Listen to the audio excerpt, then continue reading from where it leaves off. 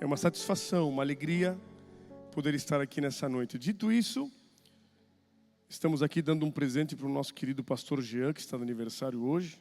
Parabéns para você nessa data querida, fica registrado. Amamos o pastor Jean.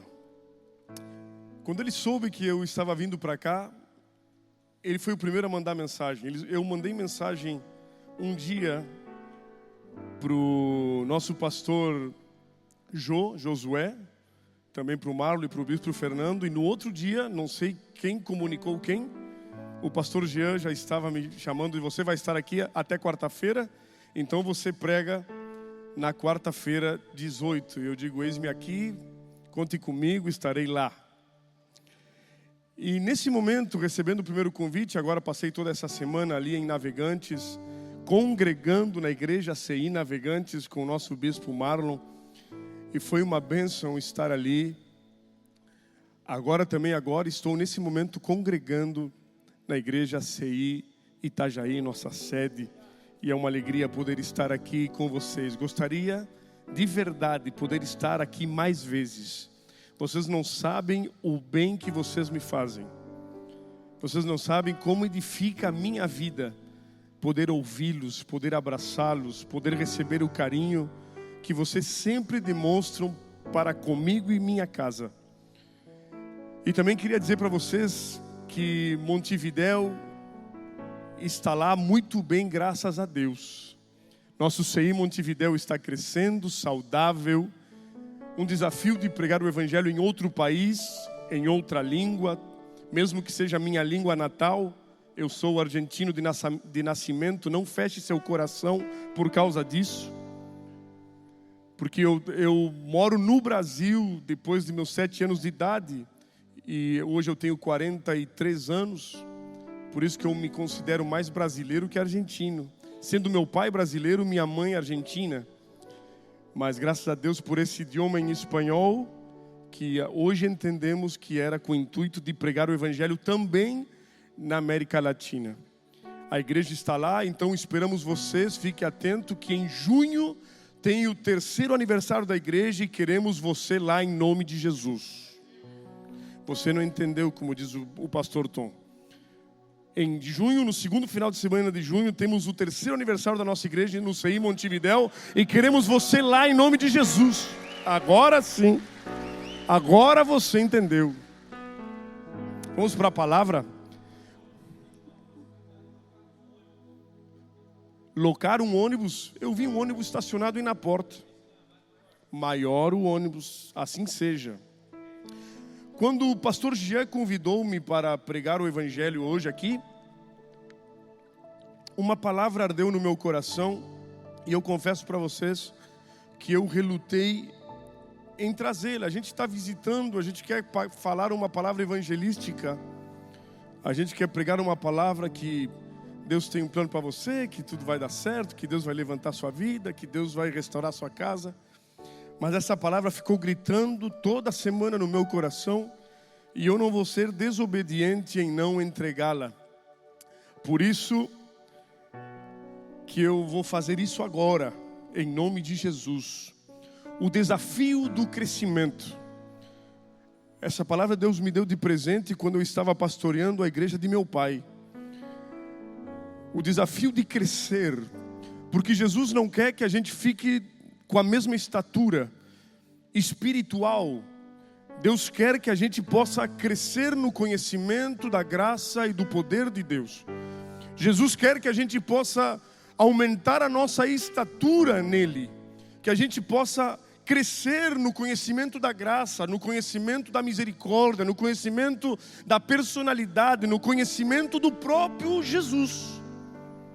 Por isso que eu quero, esse é o título, né? Desafio do crescimento. Está em 2 Reis, capítulo 6.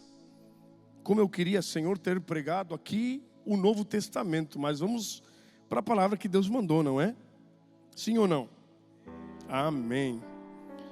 2 Reis, capítulo 6, diz assim: disseram os discípulos dos profetas a Eliseu: eis que o lugar em que habitamos contigo é pequeno demais para nós. Vamos, pois, até o Jordão e tomemos de lá cada um de nós uma viga e construamos um lugar para habitar. E respondeu o profeta: ide, vajam.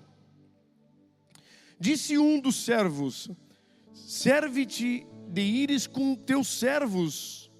E ele respondeu: eu irei.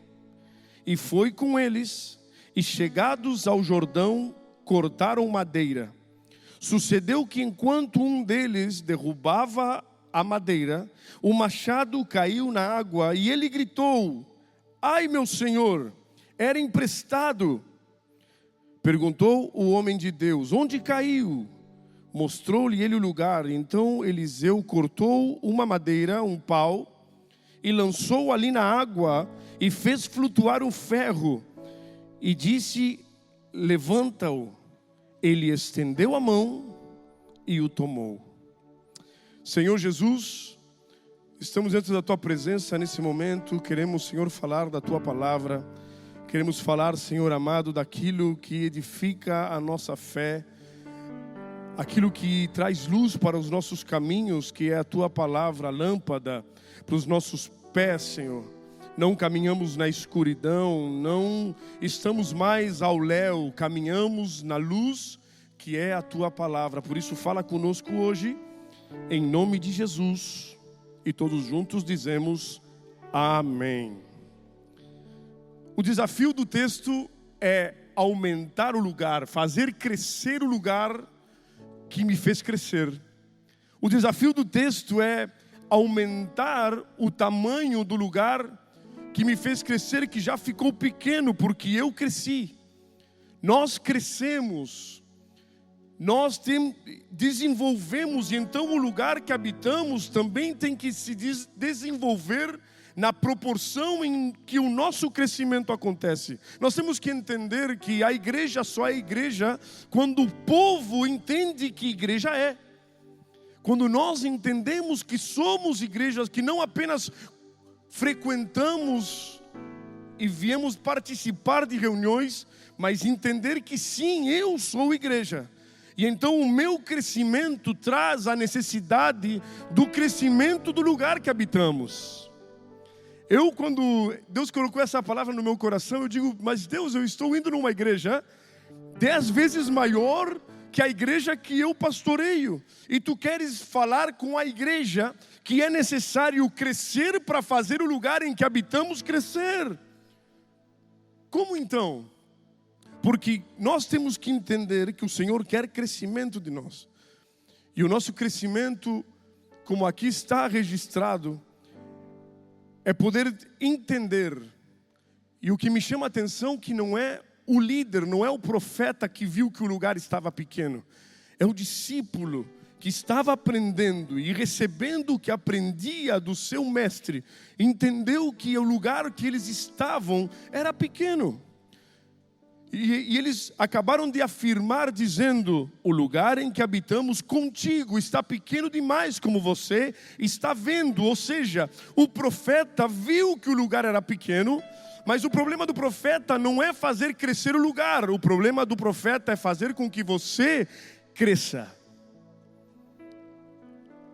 O seu líder, o seu pastor, a intenção dele não é que o lugar cresça, e sim que você possa crescer.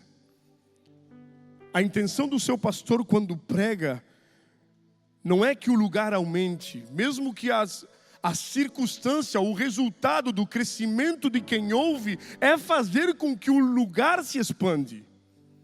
Como vemos aqui no texto, os discípulos chegaram ao profeta Eliseu e disseram: Senhor, o lugar em que habitamos contigo, porque nunca o líder e o discípulo estão separados, como você está vendo, o lugar em que habitamos não é o lugar em que habito.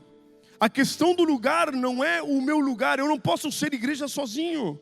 Eu não posso estar aqui e entender que Jesus tem um plano unicamente comigo e eu venho, alimento e vou embora e não participo, não tenho comunhão, porque é na comunhão que Deus ordena a bênção, não é verdade?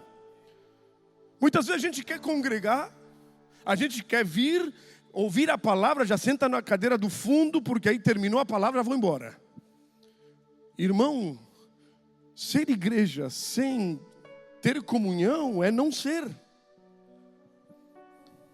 Ser igreja é eu me importar em que o que está ao meu lado seja atendido em suas necessidades. Porque se tem uma coisa que eu aprendi no reino de Deus, Jesus disse: busca em primeiro lugar o meu reino e a minha justiça, e todas as demais coisas te serão acrescentadas. Traduzindo, se você cuida do meu reino e da minha justiça, eu vou cuidar das tuas coisas. Se você cuida de quem eu amo, eu morri pelo mundo, eu morri pelas pessoas, eu morri pelas almas, eu morri por cada um de vocês, eu morri. Então agora, para eu cuidar do reino, eu tenho que cuidar de vocês, para que vocês possam ser cuidados e cuidadores de outros. E nós fazendo isso, então o Senhor se encarrega de cuidar de nós. Eu contava ali em Navegantes, quando eu tive minha conversão, eu tinha uma crise no casamento. Meu casamento estava em crise. E eu me converti, eu digo, eu não posso ter meu casamento em crise. E então eu jejuava, eu aprendi com meu pai que se eu quero vencer, eu tenho que jejuar. E então eu jejuava e orava, subia ao monte da oração, orava constantemente. E cada vez que eu mais jejuava, que eu mais orava, mais o gigante aumentava, mais o problema crescia. Mas a circunstância ficava pior. Eu digo, Senhor, eu acho que eu estou fazendo errado. Porque quanto mais eu oro, mais a luta vem. Eu passava 24 horas jejuando, chegava em casa e olhava para minha esposa me dizia: por que tu me olha, não posso te olhar? Não pode, então olha para o lado. E aí a discussão era por que eu olhava para ela, por que ela olhava para mim. Eu digo, Senhor, a discussão do nada? Pelo amor de Deus, e eu estou jejuando, Senhor, eu estou orando. Um certo dia, passada 3 semanas dessa situação, uma senhora na igreja de meu pai, ela era quem dirigia uma reunião, um culto de pregações que os jovens pregavam. E como ela fazia? Ela chegava no domingo e dizia: quarta-feira quem vai pregar é fulano. E aí os jovens fugiam dela, não é verdade? Ela sentava lá, a gente sentava do outro lado da igreja. Ela caminhava no redor da igreja, a gente caminhava fugindo, porque se ela te visse, ela vai dizer: quem prega é você. Pois então, teve um dia que eu não consegui fugir dela. Ela me viu e disse: nessa quarta-feira quem prega é o Eduardo. Eu digo: não, minha irmã. Ela se aproximou de mim. Eu digo: minha irmã, estou passando uma luta no casamento. Está complicado, não está fácil. Não vou poder pregar quarta-feira. Quem prega quarta-feira é você. Deu a volta e foi embora. Pois então eu fiz um pause na oração e no jejum pelo meu casamento. E então comecei agora a orar para o Senhor que Deus me desse uma palavra para entregar para aquele povo. Eu digo: Senhor amado, o casamento tá bom, depois eu volto a esse problema. Agora eu preciso de uma palavra. O pessoal que vai me ouvir não tem nada a ver com as minhas lutas, eles têm que ouvir uma palavra. Eles têm que receber uma palavra. Me dá uma palavra, Senhor. Então eu me lembro que terça-feira eu outra vez jejuei, mas agora com um motivo diferente. Senhor, eu preciso a tua palavra. E eu orava e buscava a palavra do Senhor, e enquanto lia, Deus entregava aquilo que eu tinha que compartilhar com o povo. E eu me lembro que aquele dia eu cheguei à tardinha em casa, e nós somos do Rio Grande do Sul, fronteira com o Uruguai. O que eu encontro na mesa? Não existe declaração de amor mais poderosa que essa. Um chimarrão em cima da mesa. Eu digo: olha, até fiquei na dúvida, será que ela não botou uma coisinha aqui na água? Será que ela não quer me apagar de uma vez para sempre? Mas eu digo: vou tomar, né? Vou me arriscar. Aí e esse mate? Não, eu fiz para nós. O lugar em que habitamos, quando já paramos de pensar no individual e começamos a pensar no coletivo, quando já na nossa boca não é mais o meu problema, mas o nosso problema, quando já na nossa boca não é mais a minha situação, mas a nossa situação. Então Deus me ensinou nessa mesa, tomando chimarrão com a minha esposa: Se você busca em primeiro lugar o meu reino, todas as demais coisas sou eu que cuido. Você não tem que enfrentar uma luta sozinho. Busque meu reino que eu luto por você. Eu passei 3 semanas jejuando e orando, para orar pela palavra e então o Senhor dizer: você busca primeiro o meu reino e você vai ver que a sua casa será transformada. Eu aprendi, meu irmão, então aquele gigante ficou um anãozinho. Então o chimarrão foi mais frequente. Então talvez as taxas hormonais da minha esposa se arrumaram, vai saber.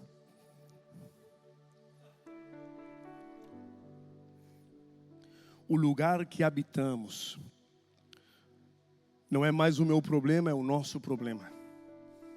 Já não é mais a minha situação. Eu acho que o inimigo tem distraído a igreja, cada um com os seus próprios dilemas. Eu acredito que cada um que veio aqui nessa noite veio para receber uma palavra para a sua vida. Cada um que veio aqui necessita um escape, uma direção para a sua vida.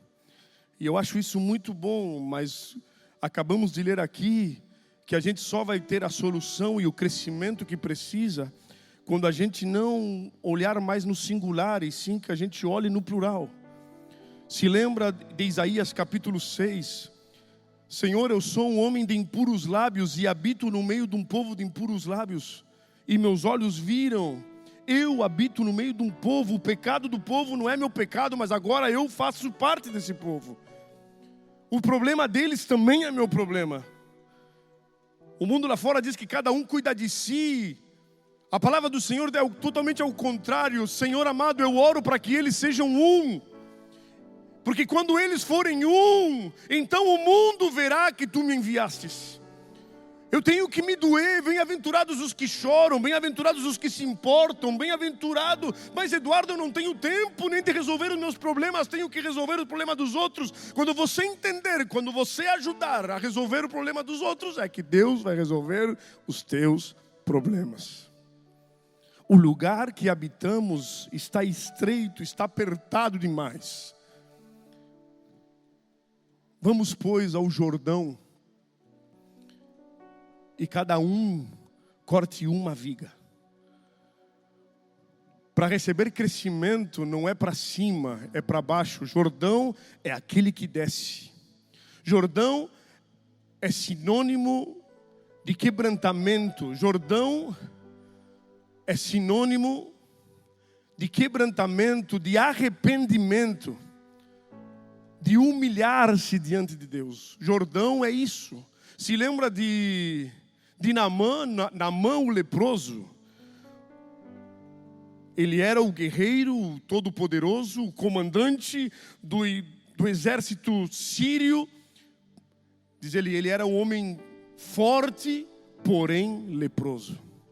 Eu imagino ele vestindo uma armadura de metal intransponível, uma armadura que o deixava admirável, porém debaixo da armadura tinha lepra. Lepra na Bíblia significa pecado. Lepra na Bíblia significa orgulho. E então Naamã, debaixo dessa couraça toda, escondia lepra. Ele era poderoso, chefe do exército, porém era leproso. E então uma menina, que a Bíblia não diz nem o nome, diz assim: se ele soubesse que em Israel tem profeta, certamente se ele tivesse um encontro com ele, ele seria curado. Então Naamã foi até Israel, e o mais bonito é que o profeta não teve o trabalho de recebê-lo. Ele chegou na porta e ele manda um recado pelo servo dizendo: diz para Naamã que deve ir ao Jordão e banhar-se 7 vezes naquele lugar.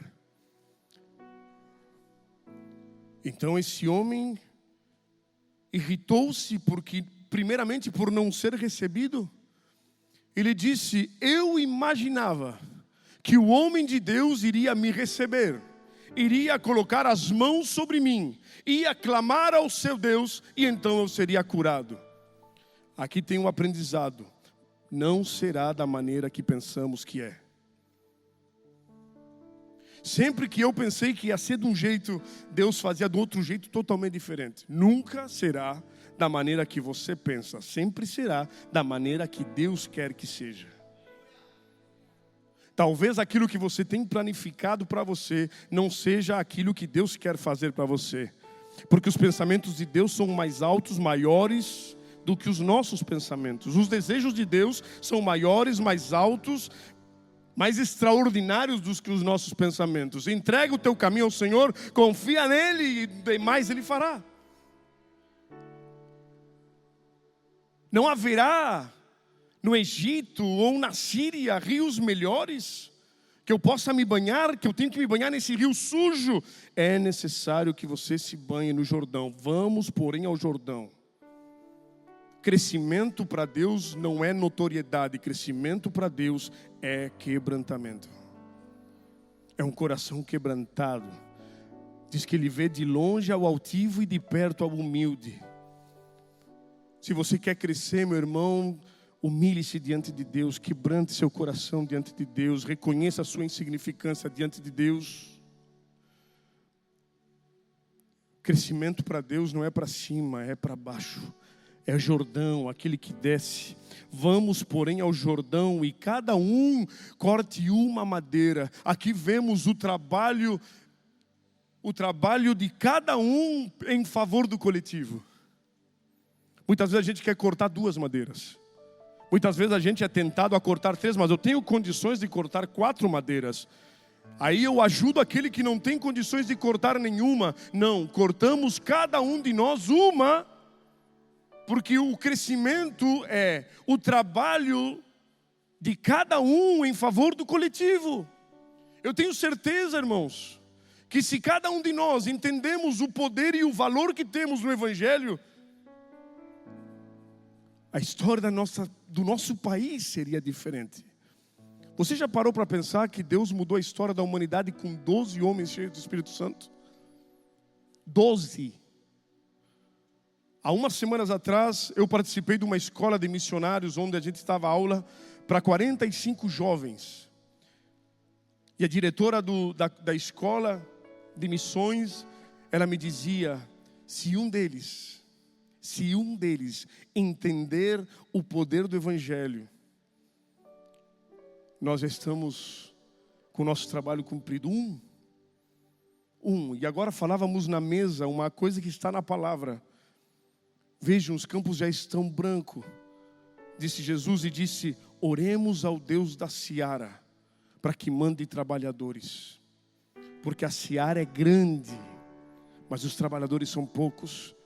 Eu tenho entendido nesses anos de pregação do Evangelho, de vida para implantação de igreja, eu tenho entendido que o problema nunca foi falta de recurso, o problema nunca foi falta de condições, de dons, de habilidades. Alguns têm mais, outros têm menos, mas nunca teve falta. Deus dá abundantemente àquele que pede. O problema sempre foi falta de pessoas disponíveis. Sabe por quê? Porque nós estamos distraídos com os nossos problemas. E quanto mais nos distraímos com os nossos problemas, mais os nossos problemas ganham repercussão na nossa vida, significado na nossa vida. Se a gente entendesse que se entregamos nossa vida ao Senhor, Ele cuida de tudo o demais. Vamos, pois, ao Jordão. O lugar em que habitamos contigo está pequeno demais, está estreito demais para nós todos. Vamos, pois, ao Jordão e tomemos de lá cada um de nós uma viga e construamos um lugar que possamos habitar. E então o profeta disse, podem ir. Aqui primeiro a comunicação do liderado para o líder. A comunicação daquele que sentiu no coração a necessidade. Ele não foi lá para o Jordão e começou a arrancar uma madeira do nada. Não, eu tenho alguém que está sobre mim. Eu tenho alguém que tem autoridade sobre a minha vida. E eu preciso que Ele possa enviar-me para fazer aquilo que tem que ser feito. Isso não é submissão apenas, isso é bênção para aquele que vai. Isso é bênção para aquele que está indo. Você não sabe como nós somos abençoados quando temos o amém daqueles que nos lideram. De dizer, vá em frente, não desanime. Eu posso estar longe em quilômetros, mas eu estou contigo. Não baixe os braços. Quando chega uma mensagem aqui de Itajaí, diz, e aí Borba, como é que está a coisa aí? O desafio é este. Não desanima, irmão. Nós estamos contigo. Nós estamos contigo. Nós, o lugar em que nós habitamos, é pequeno demais para nós. Vamos todos juntos até o Jordão e arranquemos dali uma vara cada um de nós. E vamos construir algo gigante. Vamos construir algo imenso. Você quer construir algo imenso? Você quer construir algo imenso? Vamos todos juntos. Essa é a maneira, essa é a forma. Eles eram um, caminhavam sendo um. Jesus orou, Senhor, eu oro, a minha oração. Olha o pedido de Jesus antes de subir ao céu. Ele não pediu, Senhor, abençoa a eles. Não, ele disse, Senhor, eu te peço que assim como eu sou um contigo e tu és um comigo, que eles possam ser um. Vamos, pois, ao Jordão. Quebrantai-vos diante da poderosa mão de Deus, que Ele tem cuidado de nós. O Evangelho é plural, é coletivo. E disse, podem ir. Eles tiveram um aval. Talvez você receba uma palavra, vai em frente. E isso anima você. Mas olha só que coisa linda nos ensina esse discípulo. Ele diz, convém a nós que você venha comigo.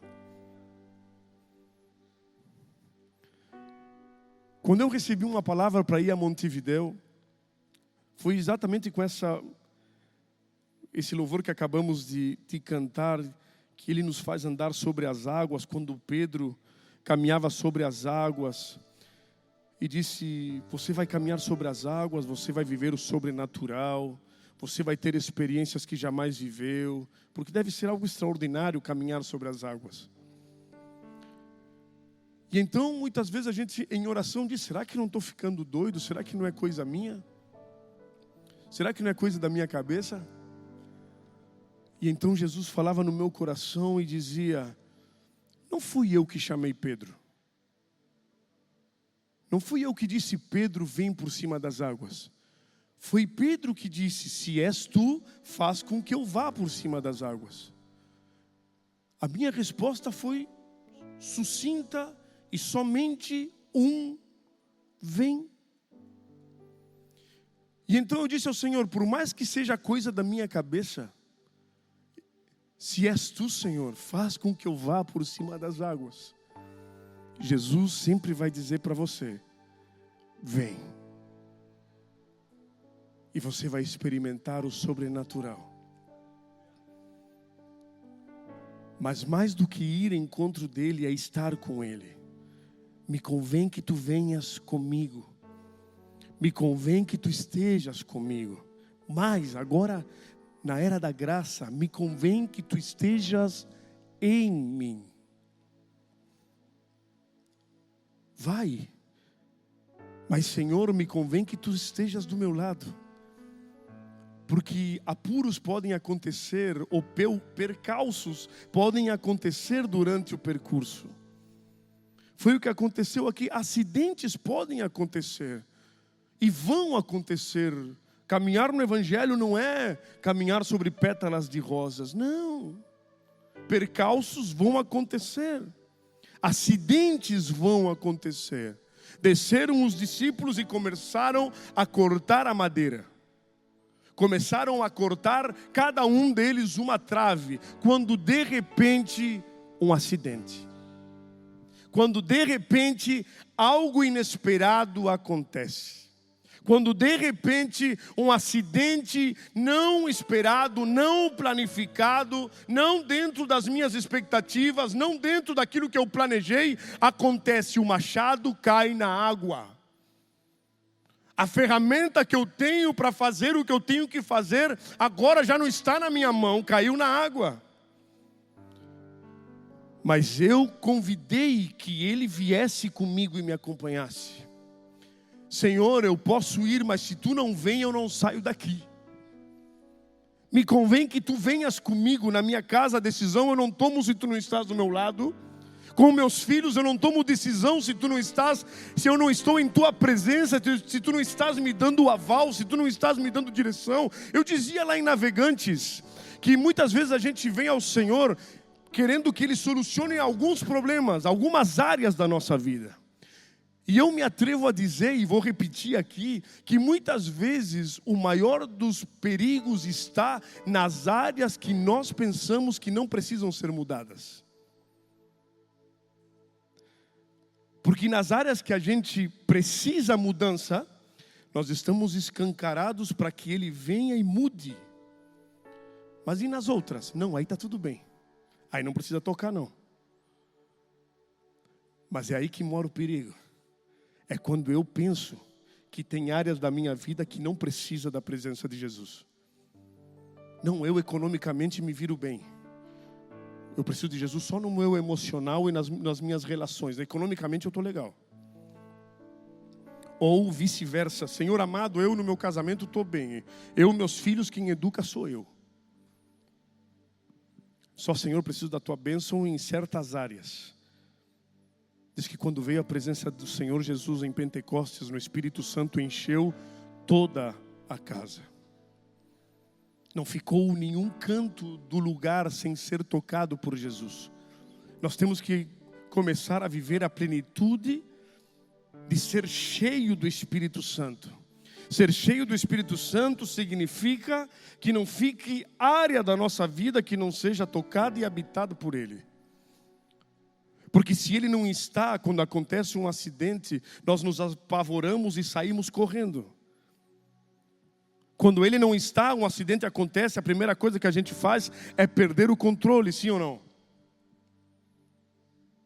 Mas aí o menino disse: Senhor, caiu o machado e era emprestado. E então o Senhor, o mestre pergunta, onde caiu? E ele disse, aqui.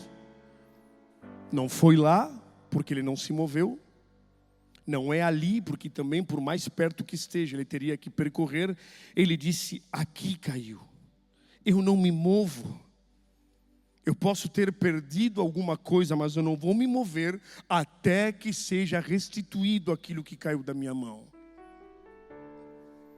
Você pode ter perdido alguma coisa, irmão.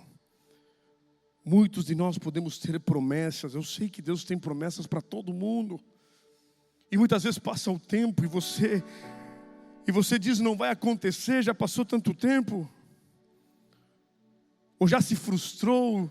Sabe que esses dias Deus falou comigo a respeito de João 3,16? Um texto que a gente sabe de cor, que diz, Deus amou o mundo de tal maneira que entregou seu Filho unigênito a morrer numa cruz, para que todo aquele que nele creia não pereça, mas tenha vida eterna. Deus me ensinava que vida eterna significa um looping eterno à promessa. Isso eu falo na prática. Muitas vezes Deus tem muitas promessas para a minha vida. Deus tem muitas promessas na minha vida, mas no nosso diário andar, cada dia da semana, a gente muitas vezes vai desanimando. Não é assim? A gente vai, mas está difícil, está complicado, não está fácil. E aí a promessa perde muitas vezes o sentido, o poder, a validade. Mas quando chega o domingo da ressurreição, domingo do terceiro dia, domingo pós frustração, domingo de pós tristeza, eu chego na casa do Senhor. Por isso que o pastor ama que você venha aqui.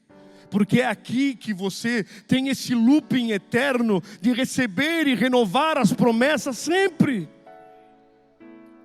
Você recebeu uma promessa e aí passou o tempo e ela não aconteceu. Chegou o dia que você está aqui e vai dizer: a promessa é renovada outra vez. Então aquele que crê em mim não perece, não tem caducidade, não tem perecimento, não tem prazo de validade.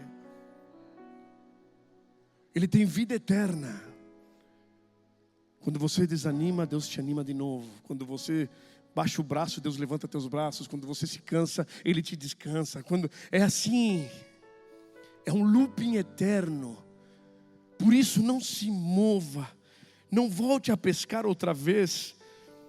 Pedro, sem o Espírito Santo, quando negou Jesus, ele se achou o pior dos homens e disse: cara, Deus me disse que eu ia ser pescador de homens, e na primeira provação eu já neguei Ele. Que loucura! Não sou digno. Ele não tinha o Espírito Santo, tá? Depois do Pentecostes, você vai ver um Pedrão cheio do Espírito Santo, disposto a morrer crucificado de cabeça para baixo. Mas o Pedrão sem o Espírito Santo se frustrou. Um Pedro frustrado, o que aconteceu? Voltou atrás, voltou para o velho barco, voltou para a velha rede, aquela que ele já tinha que ter abandonado. Voltou para o velho barco, aquele que ele tinha que ter queimado. Não se mova. O machado caiu, não importa. Diz que ele fez um cabo novo, cortou uma madeira e jogou na água. Porque que caiu foi o ferro, você ficou com o cabo velho na mão. Esse texto, quando eu leio, eu lembro de um martelo velho que meu pai tinha. Meu pai tinha um martelo velho e eu, em seguida que eu casei, não tinha ferramenta em casa. Eu disse: pai, me empresta um martelo que eu tenho que pregar umas coisas lá em casa. E ele disse: pega o martelo, mas cuidado que ele tem o cabo frouxo. Aí tu olhava em cima dele, estava cheio de cunha, e quanto mais tu colocava, mais frouxo ficava. Porque já era um cabo velho. O machado de metal, poderoso, indestrutível, mas o cabo velho. E aí o pai dizia: prega com ele, mas não arranca prego com ele. Usa uma troqueza ou usa um pé de cabra. Vocês chamam um pé de cabra aqui também? Um pé de cabra, não com ele. Eu digo, eu estava pregando, aí o prego ficou mal. O que eu vou fazer? Vou pegar o pé de cabra? Claro que não, eu vou fazer com um martelo. Fiquei com o cabo na mão. O martelo no prego e o cabo na mão. É a mesma sensação desse moço. O cabo velho na mão e o machado na água. O cabo velho na mão, mas o machado na água. Mas aí o Senhor, o líder, o profeta estava com ele. E o que o profeta fez? Ele construiu um cabo novo. O cabo sou eu e você, é a nossa vida. É aquilo que faz com que a ferramenta funcione. É aquilo que faz com que o nosso propósito vá adiante. Muitas vezes esse cabo envelhece. Muitas vezes esse cabo perde atenção. E muitas vezes nós colocamos cunhas, damos ali uma maquiagem para poder arrumar o cabo. Mas o Senhor não quer um cabo reformado. Ele quer restaurar e dar um cabo novo. Não, você não entendeu o que eu falei aqui. O Senhor não quer reformar seu cabo. O cabo do machado, Ele quer lhe dar um cabo novo. Para que a ferramenta possa ser utilizada da melhor maneira. Para que a ferramenta que Deus lhe deu possa ser utilizada da melhor maneira. Ele quer fazer da nossa vida vidas novas. Aquele que crê em mim, as coisas velhas passaram e tudo se faz. Aquele que crê em mim, as coisas velhas passaram e tudo se faz. Não é reformado, não é restaurado, é novo. A nossa vida não é reformada. Você não vai carregar mais as coisas antigas. A nossa vida não vai carregar mais os traumas antigos. Porque, irmão, preste atenção. Nós somos a experiência que vivemos. Você hoje é aquilo que você viveu da sua infância até agora. E muitas vezes, muitas mentiras que ouvimos foram causadores da realidade que habitamos. Por isso que muitas vezes nós cremos em Jesus, temos uma vida em Jesus, aceitamos Ele como Salvador, mas ainda somos vidas reformadas. Por isso que eu não gosto muito de reforma, eu gosto mesmo é de transformação. Ou de restauração, é voltar à forma original. Deus te fez nele antes da fundação do mundo. Deus te fez pleno nele antes da fundação do mundo. Você já estava nele e você veio pleno à terra. Mas então o pecado e as coisas que você viveu fizeram você um cabo estragado. Um cabo capaz de não aguentar o poder do seu propósito. O machado é que corta. Mas quem sustenta o machado é... O machado é a palavra que eu estou falando. Mas o que sustenta a palavra é o cavalo aqui. É a ferramenta aqui, é o cabo aqui. Eu preciso ser reformado. Então diz que o profeta cortou uma madeira, fez um cabo novo e jogou na água. E aqui vem o extraordinário. Diz que o ferro flutuou e encaixou no cabo. O ferro, que é a ferramenta que Deus colocou na tua mão. O cabo é você. A ferramenta é aquilo que Deus te deu. Ele vai reformar, jogar na água do Espírito Santo. E então o ferro vai flutuar e vai encaixar no cabo. Não, vem comigo. Jesus vai reformar a tua vida. Vai te dar uma vida nova, vai jogar você dentro d'água. É batismo, é Espírito Santo. A água representa Jordão, representa quebrantamento, representa humildade, representa reconhecimento, representa necessidade de misericórdia, representa, Senhor, eu me humilho diante de Ti. E então dentro dessa água, eu então flutuo o ferro debaixo da água e encaixa no cabo.